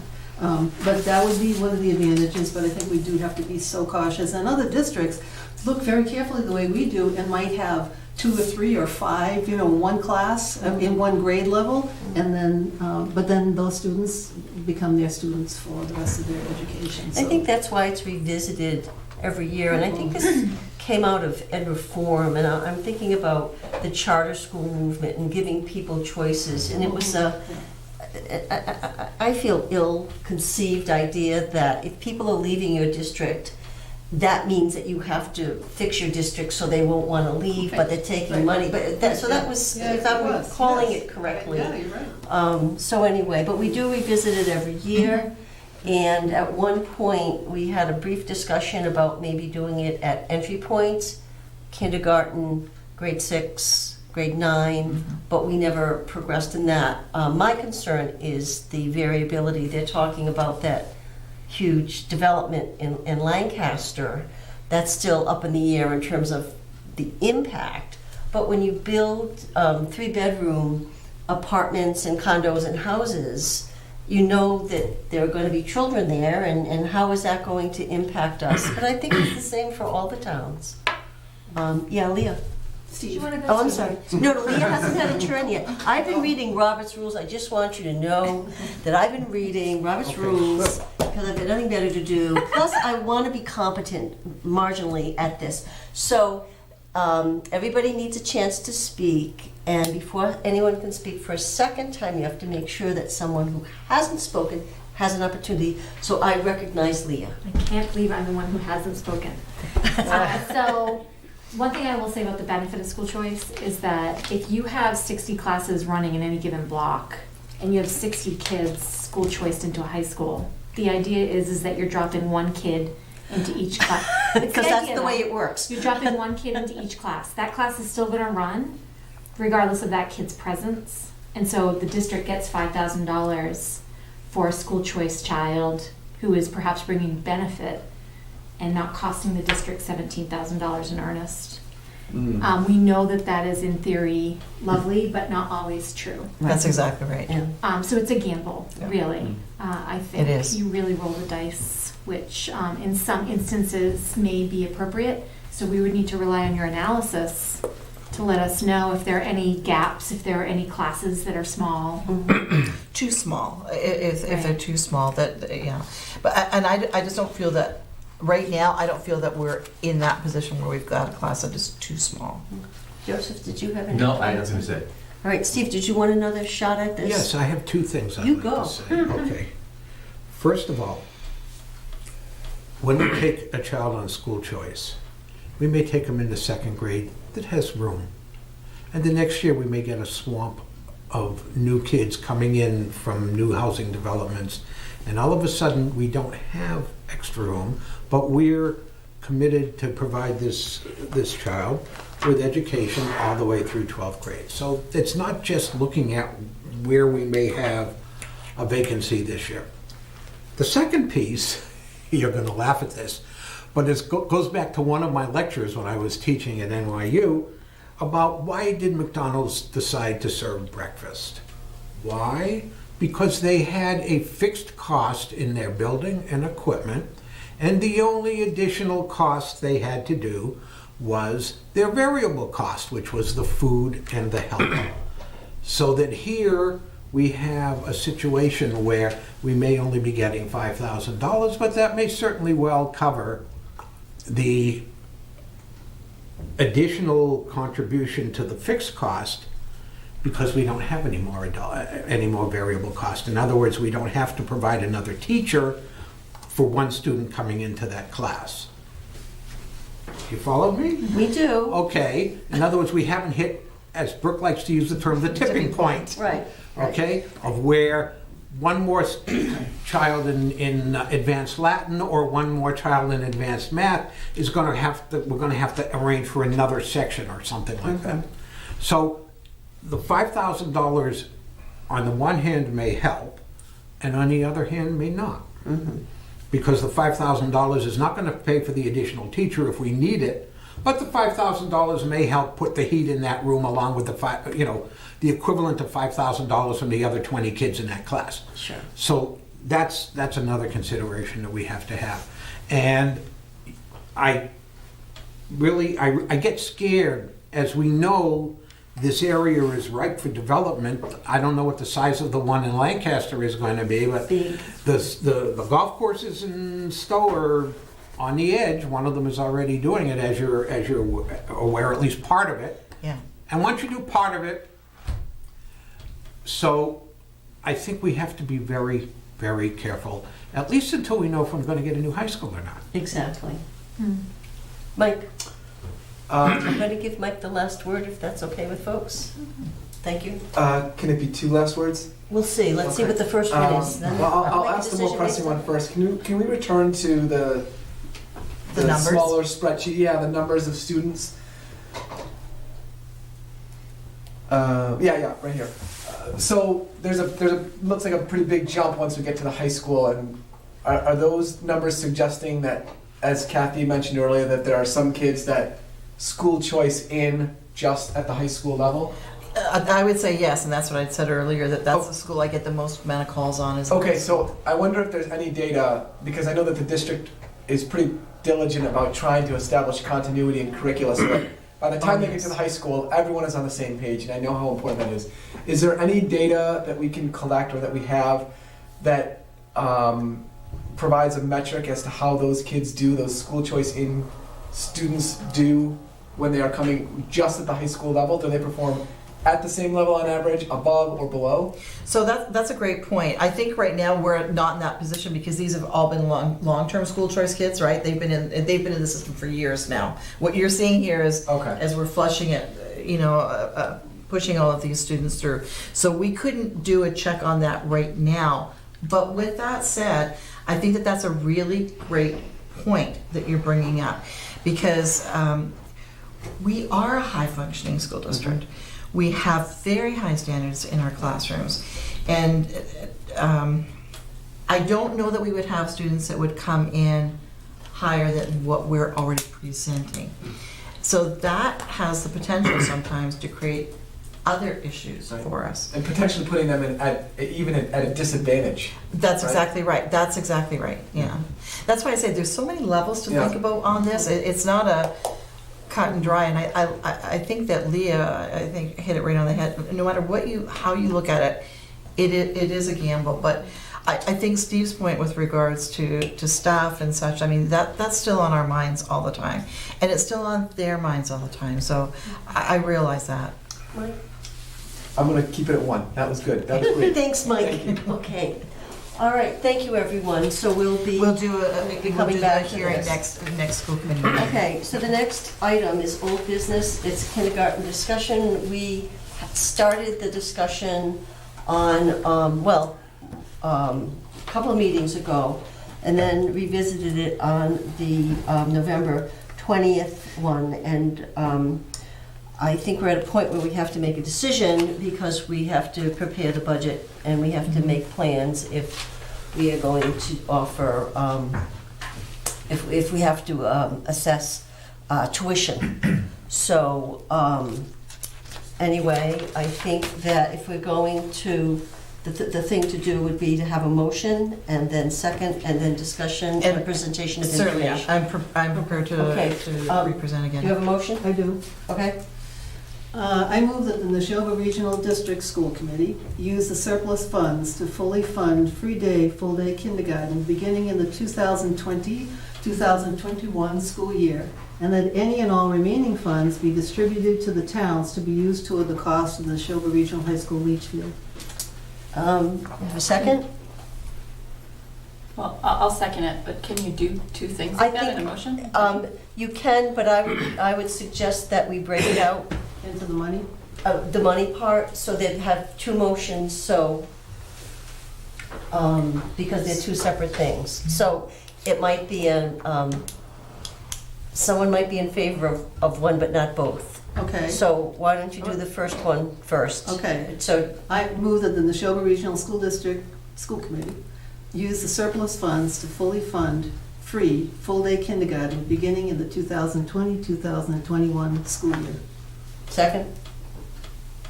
Second. I think we beat you to it. Okay, so I think Brooke has some information to Can I present, just- and then we can discuss. I Yes. just want to go Excuse me. through this again. Yeah, okay. I just want to go through this again ever so quickly. And this is pretty much the same presentation as we've already seen a couple times, but I've just added one or two quick things here. I don't think that there's any sense in going through the numbers because you've seen all this before, so we'll just kind of go through quickly. Again, just stop there for a second. Just a reminder, this is like the bigger picture, right? The kindergarten teachers right now about 871,000. The IA is about 372 for a total of about 1.2 million. Going to the next slide. If you break that 1.2 million up, the revolving fund, which is our tuition from our parents that we bring in, is for this current the current year would be 459,181, which would leave a regular appropriation necessary of 785,133. Going on to the next slide. I reported this out last time, and I just added this at the bottom. So again, the projected revenue, the tuition would be 459, and we know, and I've shown you the other slide, which you'll see in a second again, but just to remind you, but you don't need to move there yet, that the DES projected reimbursement would have been 539,112 for us, which would have been a plus of 79,000 additional dollars, almost $80,000 for us in this year. Now, I just want to talk about that number for a minute, because that number will differ from year to year. For example, free and reduced numbers will affect it. Your actual tuition number of students in your programs will affect it. There's always going to be changes to that number, so I don't want you to think that it would always be an add of 80,000 every year. It may be, or it may not be, just depending on the year. But the bottom line is, what you're going to be doing is rolling this student number now into your Chapter 70 funding, right? And that's where we would see the increases through the Chapter 70 funding. So it's like they would be considered like any other student in our school program, right? K to 12 now. So for us to, and we've said this before, but I want to say this again. We said this even last year when we first talked about it. And by the way, I just want to mention, because I couldn't recall at the last meeting, and I don't know why, because I should have. But all we're looking at doing is ramping this 1 year earlier than we had proposed, right? Because we said we knew we couldn't do it in this current school year. We didn't think we could do it in next school year, so we didn't think that we could do it in 2021. But what we were really aiming for was that 21-22 year. So this isn't like we're trying to ramp this up 5 years or 6 years. It's just 1 year in advance. That's all it is. We were always gunning for the 3 years. If we felt that we didn't have the money, we would have pushed it out another year. But we always knew, Pat and I have always looked at this and said, is it a priority for us? Because that money, that 80,000, for example, right now is lost revenue to the school district. If we were in play right now, we would have that $80,000 coming into us that we don't now. So again, whether it's 80,000, whether it's 100,000, whether it's 50,000, whatever the year is, you will consistently lose that money. The other side of this is that gap will grow every year between the differential, because it's going to consistently cost us, and we've said this to you before too, more money every year that you wait longer on this, right?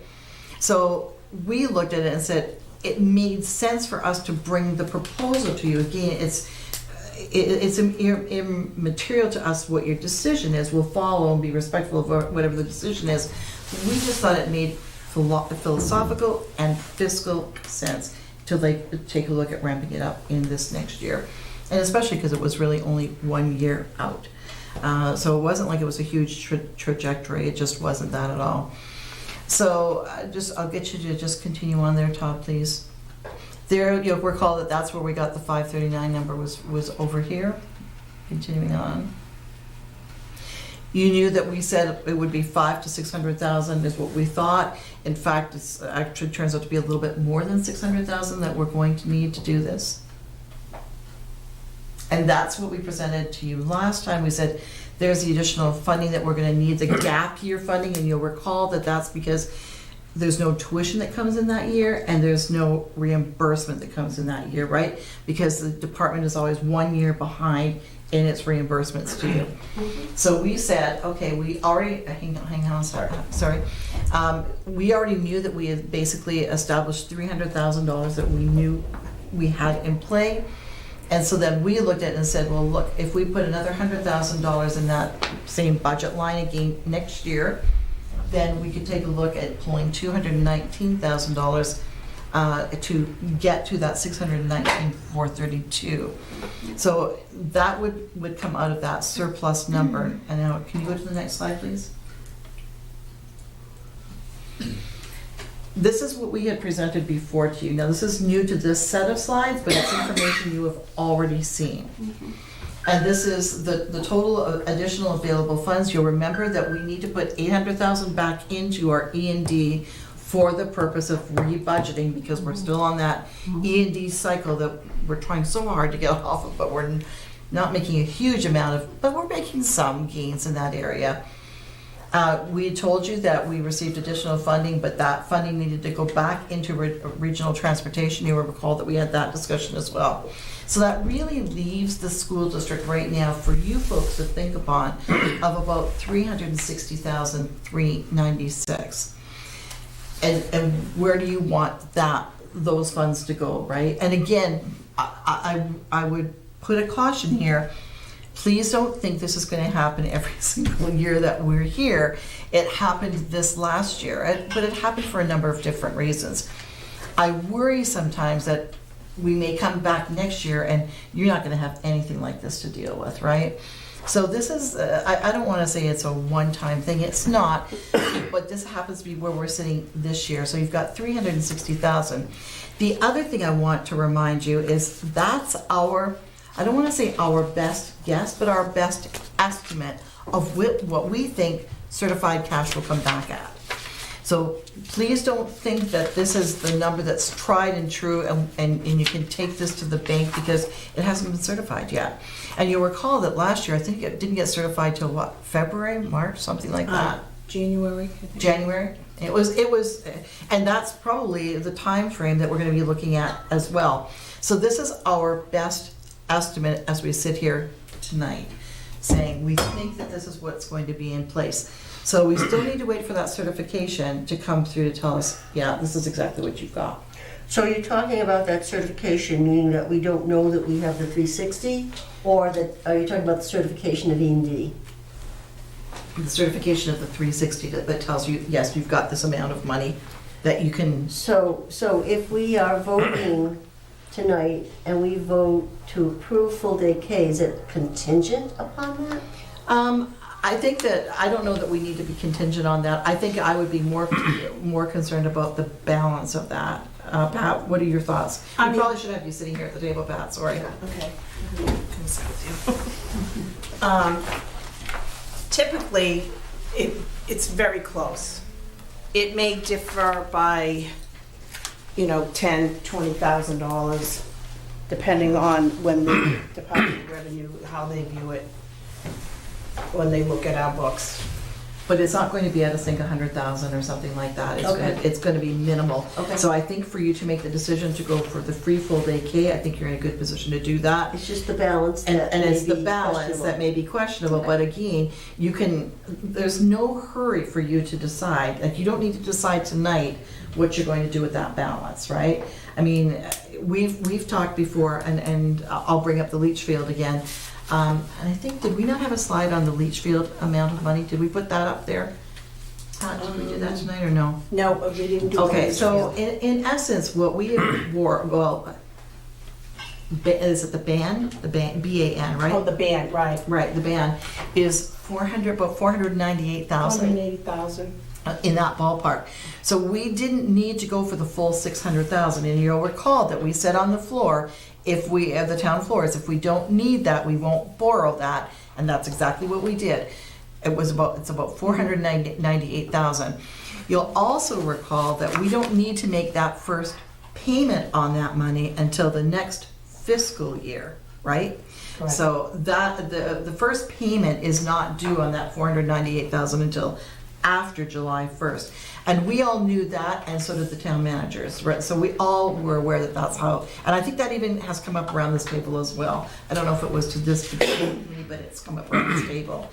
So we're looking at basically $500,000 in essence that is out there for the leach field project. Now, you'd also, and oil tank. You also recall too that Pat and I said all along, the faster we can pay that off, the happier we're going to be, because we don't want to carry that debt, quite frankly, right? So we said that at the very beginning as well, that we wanted to have an eye to that. I think too, and this isn't a driver for us, but the readiness call for us from MSBA, we sat back and said, and I think we even said on the phone call, that would be one of the things that we would want to try to get off of our books as soon as we possibly could. Just, again, it's just about keeping the house, a clean house. That's all it is. There's nothing that's driving us or making us do it. It's just being fiscally prudent with shepherding the school district's money. So, I think that we would have come forward. We understand OPEB is out there. Of course, we all understand that. So that's something to think about. We would have suggested that you split between free full day K and some money towards the leach field, putting some of that back in, because that helps our communities right away, right? So it's almost like giving it back to the community, because the communities are paying for that anyway. It just happens to be sitting on our books because we borrow the money, the communities don't, right? But the communities still pay for it. So that's where I think we would sit. Would that be fair to characterize I would it? say so, yes. Yeah. So for us, the free full day K, I think just makes philosophical and fiscal sense to do this, because every year we do it, we've got a larger gap between what the program costs and what the money that's coming in, and we're losing revenue every year that we're not doing this. So to us, it makes perfect sense to put that in place sooner than later, but we leave that up to you. Okay. Discussion, questions? I know we've discussed this several times. No, I know. Joseph? And you've seen the slide several times. I do have a question, and I just want to personally remark that, the superintendent was kind enough to sit me down one day and kind of go through this privately. And, I'm fully supportive of full-day kindergarten for the district, but I won't lie, I'm getting some tepid pushback from people in Lancaster. And I'm a little bit confused about one of the slides regarding the funding for the full-day kindergarten, where in the previous meeting you provided a slide that said that what was needed for this funding, to start the program, was about $619,000. Right, and that's the same slide that's up there again tonight. Right, okay. So I guess I'm not sure I'm understanding the figures. So, Wanna go back to that slide, please? Oh, I'm sorry. so the full-day kindergarten stabilization fund has approximately $200,000 in it, and there was $100,000 appropriated through fiscal year 20 budget appropriation. There's another $100,000 that's proposed for the fiscal year 21 budget appropriation. Right. Okay. So you're saying that it's $619,000, give or take, to start the program. And what is already in the coffers and what is proposed for fiscal year 21 would put us about $400,000. So the surplus funds from fiscal year 19 put you at that magic number. Okay. But you have to forgive me, because I wasn't on the committee when this was originally proposed. You stated that the original proposal, the original vote, or whatever the original decision of the committee was, that it was going to be, and I don't want to hold you to this, sometime around fiscal year 21 that they were going to start the program. Well, there was no commitment even made by the school committee at that point in time. It was just basically, I think, the commitment as such, and I don't think that the word commitment was even used, to be honest with you. I think it was more that we're going to set some money aside now because we want to because we knew it was going to cost around that $500,000 to $600,000 mark. Oh. So I don't think that there was ever a real commitment made. But if you take the fiscal year 19 surplus out of this equation, how do you get to a possible start date in fiscal year 21? Or do you not? No, it would be, I think the plan that we talked about, we were looking at FY '22, a school year 21, 22 is what we were looking at. No, it's gotta be 22, 23. Yeah, it's got to be 22, 23. Yeah, if we're doing $100,000. You need Right. two more budget So we're taking it 2 years. Right. Yeah. Because I represented the chair of our, so he asked me when the start date was, and I said, well, I'm not sure, but I think the numbers, it would have to be FY '23. No, I want to go back and no, I think there might be some miscommunication here, because we had put the $100,000 in there, but we had said, if there's any surplus back, we would want to come back and revisit it. So I think that we still had always thought it was going to be around that 21, 22. I don't think we ever banked on the 100,000 a year, to be honest with you. But that may have been some confusion. But if, sorry, the way I understood it is if it was only $100,000. If it was only 100,000, Like you're if right. we were only going by budget line items, then That's it would exactly be right. fiscal year 2023. You're exactly right on That's- that. Yeah. You're exactly right. Okay. Yeah. All right. So, all right, because the question I had was, there was some confusion as to what the significant cost impact would be to the district if we're talking maybe just 1 year of delay on starting the program. And I think that there's some sentiment, at least in the town of Lancaster, that they would like to see some of the funds sent back for purposes of addressing the issues with the leach field and the oil tanks, so. Okay. Thank you. Other question? Oh, May I just ask a question on that? Sure. Sorry. So I'm just curious to know, is the support there for the free full day K, as long as some funds also went to the leach field? I or don't want to say that. I don't want to Oh, make okay. it. No, I'm just, because I actually reached out to them. I said, this one put me on the horns of a dilemma, to be perfectly honest with you. And, I heard my colleague from Bolton and my colleague from Stowe at the last meeting talk about, what they were looking to do. And I thought, well, this is an interesting and ponderous decision for the committee. So I did look for a little bit of guidance from the people in my town. And there was a lot of confusion as to, what it is that they could expect back, if anything, and, when the rollout was going to be. And I said, I'm not sure, just looking at the numbers. I told the chair, I think it's fiscal year 93 if I look at the numbers here. And he was saying, and I said that one of the reasons that we wanted to do this now was that as the vice chair had mentioned, that, you're talking about increasing costs for each year that you wait. So there's one side that said, let's do it now, carpe diem, and the other side that said, wait a minute, why don't we just stick to the original rollout initiative? So there was a lot of confusion, at least in the town of Lancaster, but there is support across the board for full-day kindergarten. Okay. Because I think the other, if we don't do this, and I think, and again, it's your decision, we just carry it out. If we don't do it, then I think we're gonna need to come back and revisit our rates right away. That'll be our decision next meeting, is what are the new rates going to be then for K. So. Mary? So I guess that if we're talking the fiscal aspect, we need to revisit the educational aspect too. And I think that there are certain generations that look at kindergarten and say, I never went to kindergarten, and look how, I'm fine. Education, because we've all gone to school, everybody is an expert. However, education has changed since some of the people from a certain generation went to school and didn't go to kindergarten, or just consider it as those little babies there. And for Neshoba Regional School District to remain a high-functioning district we need full-day kindergarten for our youngest learners. And 95% of other districts have free full-day kindergarten. We're really late getting on board with this. It's not the fault of anyone in the current administration, but DESE had grants, and that's how, and they were like 200,000, and it was going on for a while. Why Neshoba didn't, I don't know. But we can look back and we say, I wish we did. But all these other districts have done this, and our youngest learners need this advantage and need to be able to have full day. We talked about this before.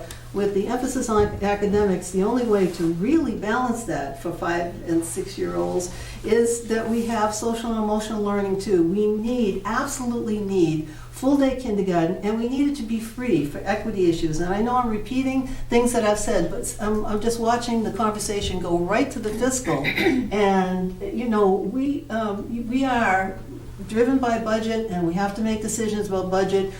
But at heart, our decisions have to be about what is best educationally for the students in this district. And I couldn't be more firmly committed to the fact that we need to do it, and we need to do it in the past. So that means we need to do it now. We absolutely need to vote for this, and we should do it tonight.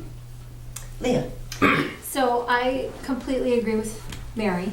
I am philosophically 100% in favor of this, but I have a fiscal argument in favor of it.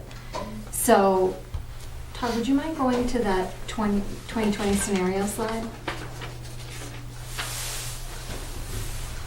One more. So this slide right here shows the additional reimbursement that we could potentially reap. Now, even if this were to shrink to $70,000, even shrink to $60,000 additional reimbursement, we're going to reap that bottom number next year, correct? We would, yes, it's 1 year out, yes. Okay, so I would posit that within 3 years, we will have all of our money back and free full-day kindergarten. So I'm not totally sure why we wouldn't vote for this, because in 3 years, we will have all of that money back and free full-day kindergarten. And then we can talk later about how we can send money back to the towns, how we can put a little bit more in E&D. And then I think we need to have a different conversation about OPEB that doesn't include this drop in the bucket. I think that from a philosophical standpoint, we must do this. This will take the burden off of families, $3,600, which I know my family suffered a few times, and it's a lot of money. And so to take that off the shoulders of families is important, but it also makes fiscal sense because we will have all of that money back in 3 years. Mike? I appreciate that insight. I think one thing that was mentioned last year that came up again this year is that we can't project what future committees will or will not do with funds. And so I do appreciate that argument, and I think everyone at this table is fully in support of full-day K. I'm speaking for myself, I'm in full support of it. And as I've sort of thought through the way that I'm processing this, it seems like, and I know I don't want to just rehash what I've said in previous meetings, but it seems like we have a plan in this area, and we have a lack of planning in other areas. And I can say for myself, I don't want to vote in a way that suggests that this is my only budgetary concern. There are other budgetary concerns that I have. And for me, a vote against this is not a philosophical vote against free day K. It's just a vote that acknowledges that we have other considerations that, even in ancillary ways, are also what is best for our kids and for our teachers in the district. And that's just where I'm at with it. Thank you. Steve? Oh, go ahead. Okay. Yeah, so since we had sort of agreed philosophically that we wanted to move forward with full-day kindergarten, I thought about it fiscally in terms of a payback period, sort of what you were talking about as well. And if you think about the surplus being sort of paid back to the district within 3 years from additional reimbursement, that's also 3 years that families aren't paying tuition. And at $459,000, that's over $1.3 million that our families would save, and they're also taxpayers, right? So we're saving them in that payback period $1.3 million. That's exactly right. That's a considerable amount of money to me. And then with respect to Mike's point about we can't commit funds further than the current budget cycle, that's absolutely true. And I think about last year, last year I was on the committee, I voted for the initial rollout, the initial money in the stabilization fund. But in that year, we have 3 new members and 4 if you include the open seat. And so it's very well possible that if we continue to just do budget appropriations year over year, we might have an entirely new committee. And who's to say that they don't have different priorities and say, you know what, we're not doing this, we're moving on, we're doing something else with the money. So For me, I think the only way to guarantee that this actually gets done is to do it now. And there seems to be, like, for me, it's a win-win-win situation of we can get this done now, and have a bigger conversation about other budget priorities. And there's still additional surplus there. It's not saying, sorry, I keep pointing to your computer because you have the presentation. But we're not saying that we're going to use every extra dime we have on this proposal. Like, there's other money, there's $140,000-ish to do something else with within the current year. So for me, it's like a win-win-win-win. Steve? Okay, I think 2 years ago I argued that we were very philosophical, and that the committee as a whole at that point was philosophically in favor of all-day free kindergarten. And I know that in interim moments I have occasionally argued against it, or I have argued to have it spread out, the commitment of the monies to do it. I think we should do it. We ready to call the vote? Do you want me to call the vote? We have to vote to call the vote. Call the vote, and then we'll vote to call the vote. No, didn't I say I was? I don't understand. No, I can call the vote, but I just want to make a few comments, if I may, as well. First of all, I want to thank everybody for their commitment to this and the thoughtful approach. And, you know, one of the hard things about this position for me is the fiduciary responsibility, being cognizant of the fact that our overarching goal is to ensure the ongoing achievement of all students. Because of my experience and my background, I've seen the benefits of a full day K program. And it's not having these little tiny people sitting at desks and staring at screens. These programs are just, they're wonderful. And you ask anybody who works in an elementary school or even in a central office, if they're having a bad day, they go to kindergarten because they're having a great day. 305 towns in the Commonwealth have full day K. We don't. It reminds me of when a couple of years ago we approved monies to have the level literacy program in our elementary schools. We were 10 years behind in level literacy. It was an embarrassment.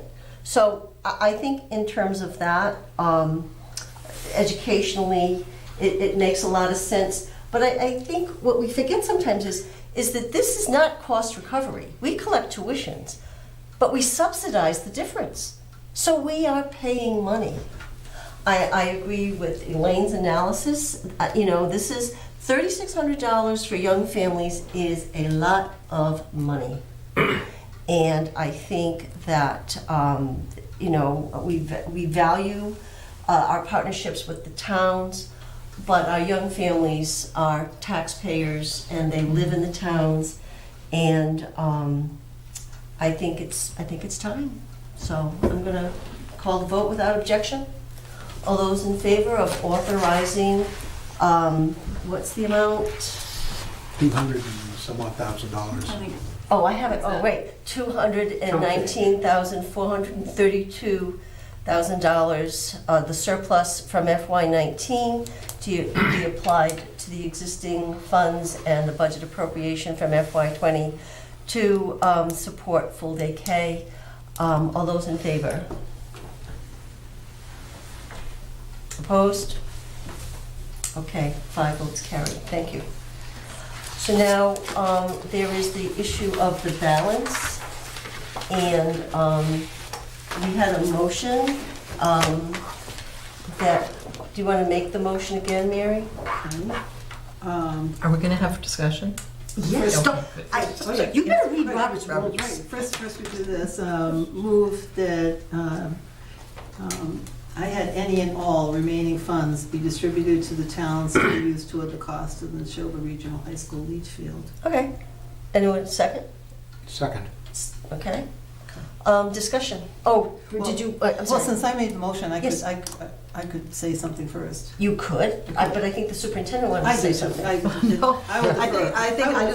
want to be cautious again to remind you that we want to wait for that certified cash number to come back so that we know exactly what we're talking about.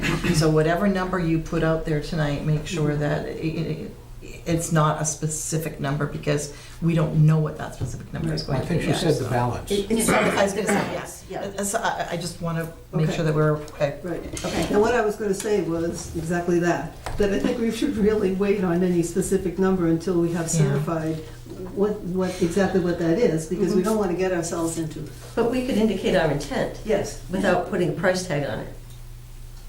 No, just say the balance. Yeah, the balance. You want to make your motion again? It's not, It's fine the since first we time. lost the first part of it, it just doesn't sound right, but I move that we allocate, like that, allocate the remaining funds from the remaining surplus funds to be distributed to the towns to be used toward the cost of the Neshoba Regional High School leach field. Now- And tank. Reduce the bonding, isn't yeah, it? I was going to say, let's be cautious with that because that money is not, the towns haven't done this, we as a school district have done that borrowing, right? So to give it back to the towns, I think, I'm not sure that that's the best way of dealing with this, is what I'm saying. You might want to let us just check on the best way to make that motion, because Yeah. the school district has borrowed that money. Like, it's Right. not the towns. So, I mean, that's why I say by putting the motion so that it is to make, the payment is to go towards the borrowing, it's the ban, really, Yeah. what is it, anticipated note, Yeah. right? So should we table the motion? Postpone? That's what I would suggest you Okay. postpone that, really, and let us get the right language, Okay. because, but I think the spirit of intent that you've got right now towards this is exactly, we agree completely with the spirit of intent. And again, we want to get rid of that little loan. I mean, it's not a little, but I mean, we want to get that off our books as soon as we can. And I have reached out to council, our treasurer has reached out to council to make sure that we're doing everything properly. All right. Mike, do you have a question or comment? In a $55 million Elaine? budget. No, I just had a question about information that we might get in order to finish the discussion, and I think that would be, like what does the bonding look like, and if we put a chunk of money, like what does that mean, and how does that affect, how does that trickle down to the towns, or I think we need a presentation or more detailed information about that. I should have that information. And then I don't know if it's appropriate to piggyback onto that discussion, but if we're gonna talk about OPEB, there's certain data points that I think we need in order to inform that discussion. Okay. So, What are you thinking about? I'm thinking about what are our annual the sort of pay-as-you-go costs, and how much buffer we have every year in that pay-as-you-go cost. We know those are increasing every year. Are we getting close to not meeting those needs? Do you know what I'm asking? No, I No, don't think because it's budgeted, so. Yeah, it's just, it's. Right, but how much is that budget? How much is that pay-as-you-go budget increasing every year? Okay. Because at some point it should start increasing almost exponentially as healthcare costs are, if they're going up at the same rate as healthcare costs are, and at some point it's gonna be difficult to meet those costs in your general budget. So this is for a discussion on OPEB. Okay, so, Yes. and additional okay. information. We don't Oh, need yeah, to I'm talk sorry. about This it is- right now. Okay. So what I have is that we want information to make an informed decision about the surplus funding as it relates to offsetting some of the expenses related to the leach field. So that's one. The Okay. second thing in a discussion regarding OPEB, that we pay as we go every year, and we are interested in the percentage of increase per year. And as we project, do a projection, do the annual increases for, say, the past 10 years, have they been consistent? Are we expecting a spike in the increases based on anticipated retirements? So if we could look at that when we have a discussion about OPEB, which I assume will be when we're talking about the budget. Okay? Yes, Leah? Quick question, on the giving the money back to that band, did the towns get different percentages? Because they borrowed different, or they agreed to pay different percentages? Right, everything's based on the percentages. Got it. Anytime, it would be in the form of using E&D. So it wouldn't just be divided by 3, send it back? Oh, no. It's different. We don't No, have- because nothing in the budget is, She doesn't. equally divided by 3. It wouldn't make sense to do that. Okay. Okay. Mary? So, question for Pat, when would monies be certified that we would know some of this? Well, we're working on that now, so I'm at the mercy of the Department of Revenue, Mhm. so. So with that in mind, we don't have to rush to the next meeting. We don't have to rush on this. This is our intent, this is what we'd like to do. Right, But we're if just we're setting it ready up. to wait January, that's okay too. I think it's just important that if we have, just as we put things in the parking lot that we want to talk about, if we have requests for information Mhm. in order to make decisions, Mhm. that the administration be aware of those as soon as we're aware that we want information. Anything else about this topic? Okay. Don't go anywhere. I'm going to take building rental rate off the agenda, and we can move it to either the next meeting or is there a timeline for that, or? Actually not. I don't 'Cause I know think there's we a have- timeline for that. No. It doesn't really affect anything in the budget. So the rentals, do they go from year to year, or whenever we just decide to change them? To be honest with you, we hadn't looked at them for years until Oh, we know this that. last The last time yeah. we looked at them, right. Yeah. And Yeah. actually, we have, one of the things that we want to do is look at, because we went up a little bit, are we losing? Okay. So it doesn't have Are to we be losing part of the capacity, like our Yeah. people still are falling off or what have Right. you. And so that's something that we need to take a It look at. doesn't have to be part of the budget discussion? No. No. Okay, so we can, because we have a lot of budget discussion to do, Yep. Yeah. so we can push it down the road to when our budget is in better shape.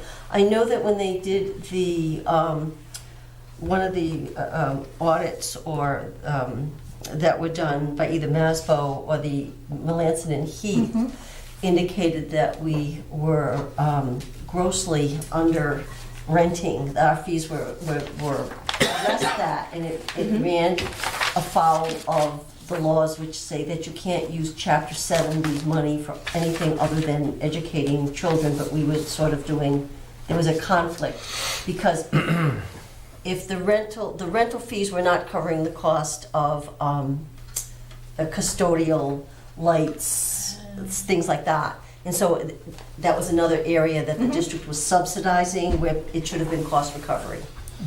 So we want to make sure that, so what I hear you Right. saying is that there'll be an analysis to make sure that it is cost recovery, and we will adjust rates accordingly? Yes. Okay, sounds good. All right, so treasury report.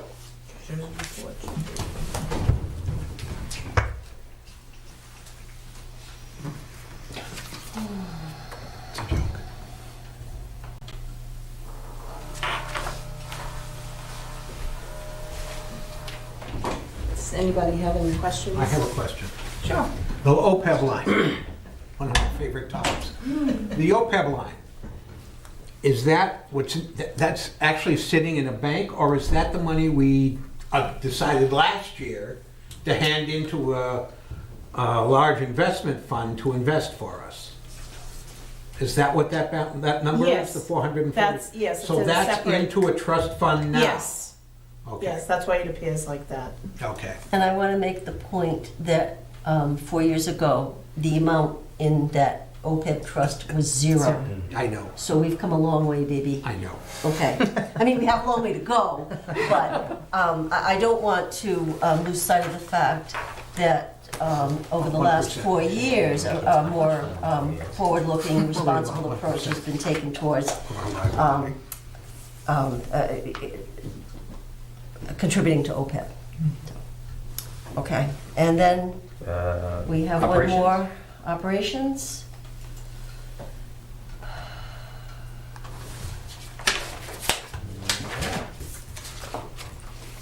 Anybody have any questions?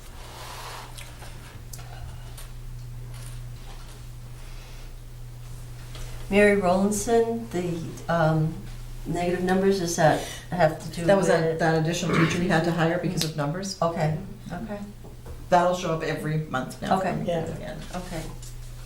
Elaine? So I know I've said this before, and I know it's early in the school year, but I really hate to see budget versus actual have any zeros in that column. I know, well, It's just, if you have an idea of the projected expenditures, right? Like you have well, estimates? yeah, I do, but I'm very cautious right now because I don't have a lot of the numbers, say for the assessments, and I mean, as far as I know, whatever's in there, we're going to spend by the end of the year, and that's why I put That's why it's zero. there, yeah. I think we want to make sure that we continue to be conservative in our approach. As soon as things come to light, like if I thought that we were going to go over, or I determined that a cost is going to be significantly lower, I would then put that number in there. But at this point right now, like in system-wide, I don't have anything that's showing up like that. It just seems like if you have projected expenditures, you would use the actual numbers, which would, there might be $1,000 over, $1,000 under there, which would be small potatoes, but then you'd be using your actual projections instead of just zeroing it out. It would consume a lot of time to go through all of that detail in some of the lines in the budget that are under those categories. And it would be, That's fair. like with facilities, I mean, at this point, 10/31, this is as of the end of October, Yeah. so Yeah. we hadn't even had a snowstorm, so. You'll see some movement probably in the next couple of months. Other questions or comments? Thank you, Pat. Okay, there do not appear to be any subcommittee reports, but Budget and Warrant is going to meet on the 18th. Yes, we'll meet at 4:30 and we'll go over some of the concepts of how the monies are allocated to the 3 towns and what the formula, the state formula is, just so people have an idea of what, when we talk about those things, what they are. Thank you, that sounds good. Leo, you'll let me know if there's a time we can meet? That'd be great. And then PSC is going to be the 11th. Sounds good. Consent agenda, can I have, I do the warrants and the minutes separately, correct? No, consent agendas that you do it all together. Okay. I'm sorry. Sorry, we signed the ones? Are they here? Oh, sorry. They're here. No, we'll do it after. Just Okay. make sure not. All right, make sure can I have a not me. motion to accept the consent agenda? So moved. Second? I'll second. Okay, all in Steve. favor? Items to be considered for next and future agendas. I have, let me get to my planning calendar. Okay, so if I'm looking at the parking lot, I think we did unified sports. We did. Okay, those 3 policy dots, I would like to complete the policy review at the next meeting. And there are just a couple that we held out. I have updated information to answer your questions, and then we can approve them in form, send them off to MASC. And that doesn't mean we can't change things, so just FYI. We have to do the rates now for extended learning, but not full day K. So when do we want to do that? We have to do that next I would time? do that next meeting. Okay. Yeah. And then I'd like to request that the special education presentation be January 15th. Yep. And everyone has their assignment for that? Okay, anything else? Let me see. I think next meeting is going to be quite full, I think. Okay. So we're looking at the 18th. We've got the business manager report. We've got, the chorus is coming. Oh, wonderful. Oh, they come and sing. It's wonderful. It's wonderful. IT, teaching and learning, staff roles. Yeah, that's what we're just talking about. Yeah, that. we're just talking about that. Can we kick that down the road? We can, because we put the T&L visioning down the road, and we wanted to do that We wanna- first. Sounds do- good. yeah. Okay. Technology update? Staffing update? The school choice hearing. Now, do we do that before the school committee met? Do we? We it do it tends at to be 6 like- o'clock? Yeah, I think because it's generally pretty quick. I think we can probably do it right at 6 Okay, we're o'clock and gonna then do just start that our meeting a first few minutes after we, late. yes, okay. Capital plan update, John is just suggesting, should we do we put off the technology update? we could. I think we're gonna have to really sit down and take a look at this for timing because We are, but yeah. I'm just wondering about when we do things, we're gonna have a technology update, and then we jump ahead to January, and we have the budget workshop on the Right. 25th. Do we need to have these updates before the budget? See, that's workshop? exactly my thinking. Let's leave it. Let's leave the technology update, and staffing update. I think those are important. Yeah, this is all stuff we need to do. But the visioning, you pulling that or not?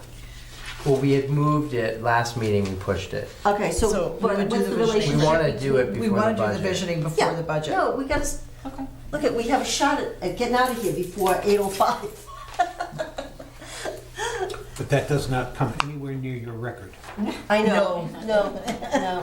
So we'll do T&L visioning Okay. next meeting, Yeah. and that'll be with 3 minutes. I would Martina. expect that you would have the MSBA announcement, maybe part of the Oh, capital plan update.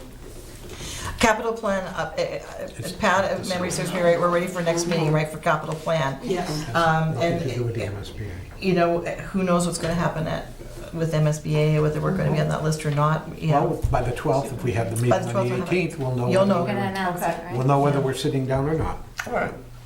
Okay, well, you did a good job sticking to times and everything tonight, so I am confident that for the December 18th meeting, the same will be true.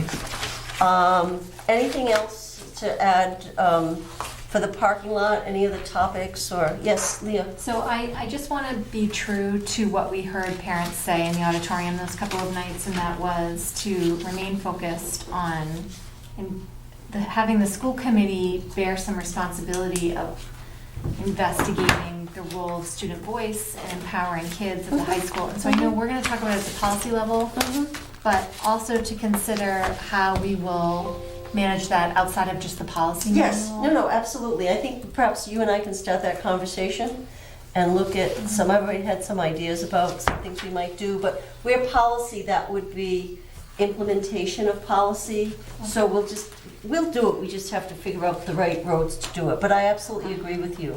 And so maybe that would be like February, like down the road. Could we, let's talk about it when we meet, and then we can plug it in, Okay. okay?